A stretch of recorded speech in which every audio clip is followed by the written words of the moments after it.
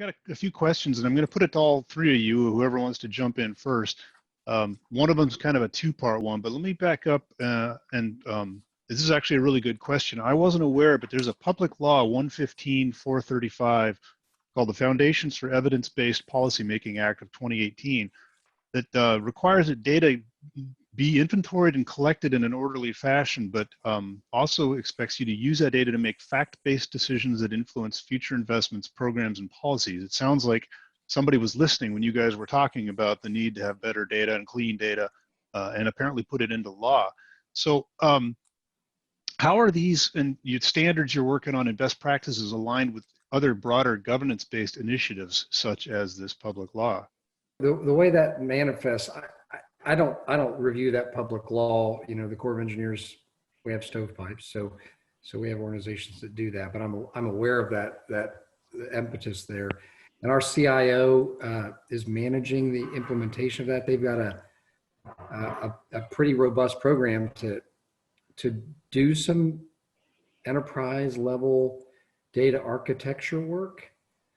So some of that effort that I was mentioning with the mission essential functions list, or the data that we use for mission essential functions projects, and even our operational condition assessment and our Maximo data sets, technically they fall under effort, but I'll be honest with you, I've asked the CIO to participate on our data architecture because they're good at it. They know how to do that sort of thing.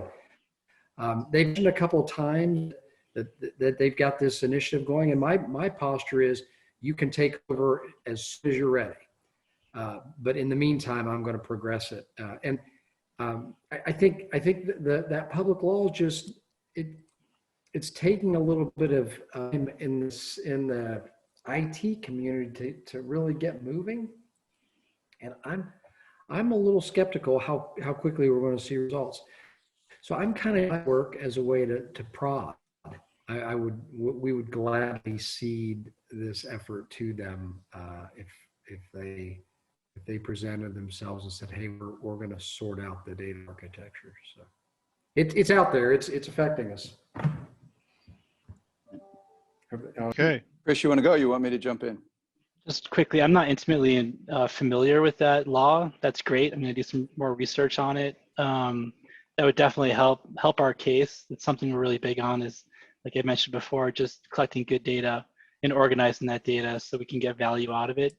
But thanks for bringing that up. I'm going to do some more research on it. Yeah, I think from my perspective, I kind of mentioned a little bit in my talk. I mean, I welcome this, right? I do not believe that left to our own devices, we're going to get there or not get there fast enough. So whether it's executive orders or public laws or OMB or GAO or OIG, welcome them all, because it really kind of helps drive the change that needs to happen. And, you know, one of the things that we really struggle with is how do we make operations and maintenance and stewardship sexy, right? You know, new stuff is sexy, and you know, everybody wants to go to the ribbon cuttings and stuff like that, but the majority of the cost and the majority of the time comes after you've cut that ribbon, and people just forget that, right? And that goes all the way up to, you know, to the highest reaches of our government. So, you know, when you enact things like this public law, it just forces that focus to be, you know, Bob knows the iceberg slide that I like so much, right? So, you know, what we normally see is you know, that acquisition, design, you know, construction is that part of the iceberg that's visible, right? But where's the majority of the mass of an iceberg is below the surface, right? And that's kind of where most of us dwell in this environment, and yet it doesn't get a lot of visibility. So I think it's great, and bring on more. Real quick before we get to the next question, I want to acknowledge that it looks like we're going to go over time, and I just want to thank you all for having been here, and thank everyone who attended. I'm going to just show the slide because, you know, again, without these organizational members of the Asset Leadership Network, none of this would be possible. So really big thank you to these organizations and to you guys for being here today, Keith, Bob, Chris, Peter. And if you're willing, I'll just pass it right back and we can answer a few more questions and hopefully wrap up in 10 minutes or something. Yeah, that'd be great. I think we just got a couple more. Okay, awesome. Actually, we have an easy one for you, Keith. If you can repeat the 5 areas that you're focused on there at Department of State. Absolutely. So it's portfolio management, operations and maintenance delivery, project management, customer service, and the actual implementation of the real property asset management program itself. Okay, thanks. Yeah. And this other question, I think I can turn it into a 2-part question because they're related. So, and this actually is for all 3 of you because I think you all have these aspects. So, how do you balance great asset management with the risk of cyber hacking and cybersecurity issues? Because it can lead to greater increased interactivity, of course. And then the second part of that is in relation to cybersecurity.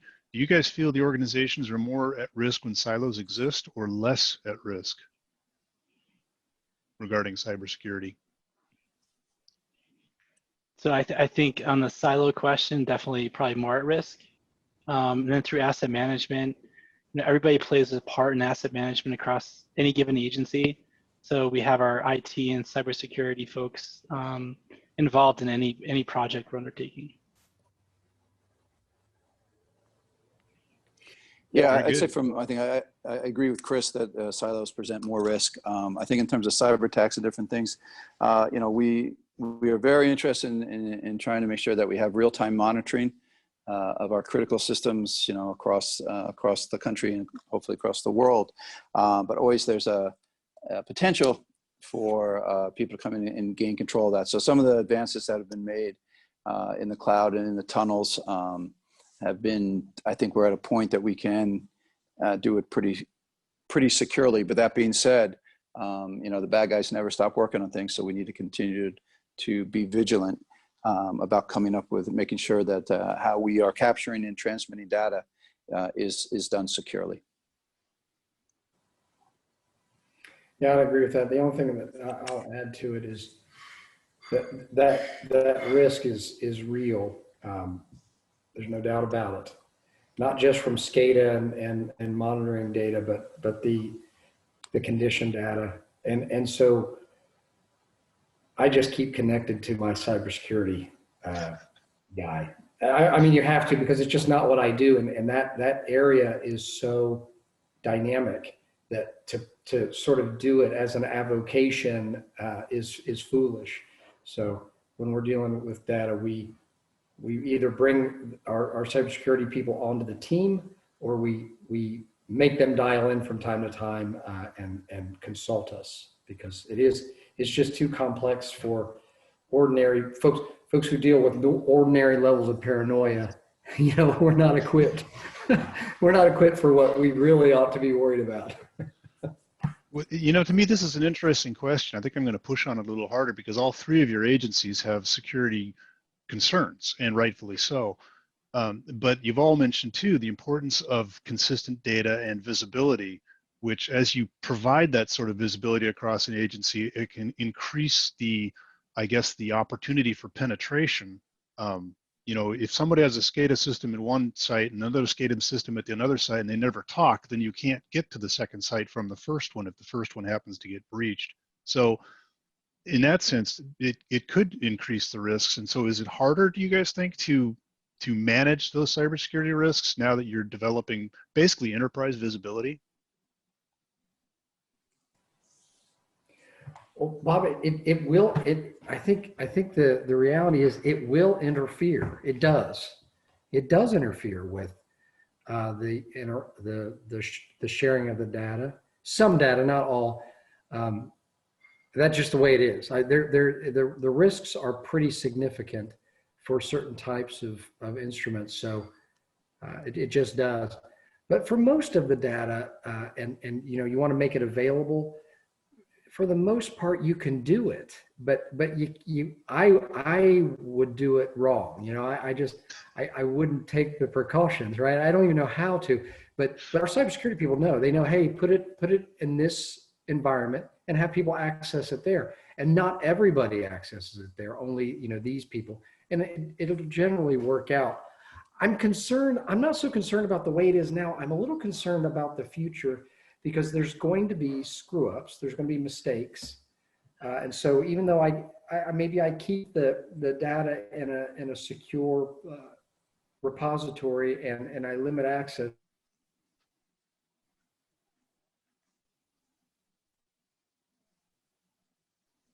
draconian about it, and we'll start going backwards. That I'm a little concerned about that, but today it's manageable. Okay. Does anybody want to add to that? Chris or Keith? So I think it's helped. You know, part of our inventory effort was to collect all of our inventory on SCADA. And that we found SCADA systems we had no idea were out there operating, and they weren't properly protected. I think we plugged that hole now. That risk is much less than it used to be for us. But I think just asset management in general has helped us with those cybersecurity issues.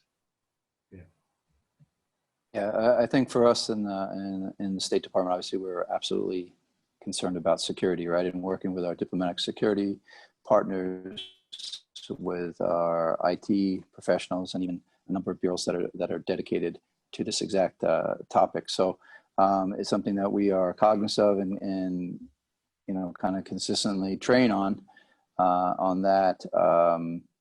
And quite frankly, it's taken us a long time to even do any type of real-time monitoring or saving systems for these exact reasons. So it's something that you know, for us requires an incredible number of reviews and permissions to do just about anything. So, you know, it seems to me in hearing the answers that that the practice of asset management is actually something that might help with that, because you know, that in general, asset management is about optimizing things, limited resources against great needs, and so balancing the security needs against the need for access is something where the practice of asset management may actually get put into place for that one particular problem. yeah.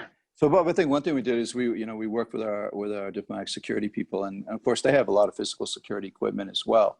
So whether it's Delta barriers or gates or different things like that, if you know, all that equipment also is on life cycle. So you know, if you kind of bring them into the asset management world and show them that they can personally benefit by doing this, then it opens a few other doors to you know, allow them to get their data as well as the data that we want as well. So I think on everything it's partnership, but really just understanding what the risks are. That's great. I appreciate that. Yeah. Well, I want to thank you guys, all three of you. This has been a really great session. And my big takeaway was it's going to be a quote from Peter about the tyranny of small decisions, which I think is priceless. That's so true. And we let it happen. You know, it kind of happens, and then you look back and go, how did I get here? So I'm going to remember that one. Thanks again. I appreciate it. I'm going to turn this over to Jim Dieter. Yeah, hi. That was just amazing. Before these guys went on, I said, well, that was the superstar session. And they went, oh, I don't know. That was a superstar session. Well, first, thank you all very much for being here and for obviously, you know, carrying the idea of asset management, ISO 55000, forward in the US. You truly are setting a model for what others can do. The scale of the assets you're dealing with is mind-numbing for me. And I'm really struck by the ease with which you all addressed how asset management, even though I guess maybe you would say you're all, you know, on the path, but not anywhere near to where you want to go, still making plans. Yet how it helps with cybersecurity, helped the story about the COVID response was stunning. You just don't think about the way that this can play out. So from an ALN perspective, you know, we're just looking for ways to get this out there and to share it with more people. I'd like to follow up with you all on what we can do. We need this information and this video from this needs to be broadly seen so people can understand what's happening. On a micro level, I would say, for example, and it's an ALN example too, for Keith, 2 weeks ago, I got an email from the personal property people at the Department of State. And I, grew up in personal property management before I broadened my horizons a bit. And they're just really starting a process, trying to staff up and figure out what to do. And I'm going to assume you aren't connected with those folks, but it turns out a lot of their They stuff is in are your a building. sister group. Yeah. They are a sister group, office to us. Yes. Oh, great, great. Yeah, so I was going to offer to introduce you if you hadn't, as a consultant in this field. Often we work with companies and organizations, and we find out when they get all the appropriate people in the room that everybody's doing introductions because they never met each other before. But more of those silos. I do have a thought in an earlier session today that if we think about silos as intersections, maybe it makes them easier to traverse and to understand how they can work together. But just again, thank you all, and thanks, Bob, for bringing this forward. I'd love to have about an hour just to Bob talking about this sometime too. We'll have to. I think part of our ALN mission for the coming years is fine. We're just really latched onto this idea of video and not having to be all in the same place as a good mechanism. So we will do our best to create opportunities for you all to share this information. And we have other initiatives we're working on. We have the idea of having a strategic asset management plan for various sectors to kind of bring interest, like around water. I mean, we have the hubris to think we can think of something at that high of a level. But, boy, there's a lot of that represented on this call today. And, we're having a session in 2 weeks just on water. And that's like different than this. It's like, wow, remarkable. So again, thank you all. And thanks, Bob. And I'll turn it over to Nick, and he can have us move on. All right, well, thank you guys. This has been fun. Thank you. Yeah, again, just echoing the thank yous. Great session. Glad we could all be here, and so glad you guys could stick around for a little after hours. And I don't want to ask any more of your time.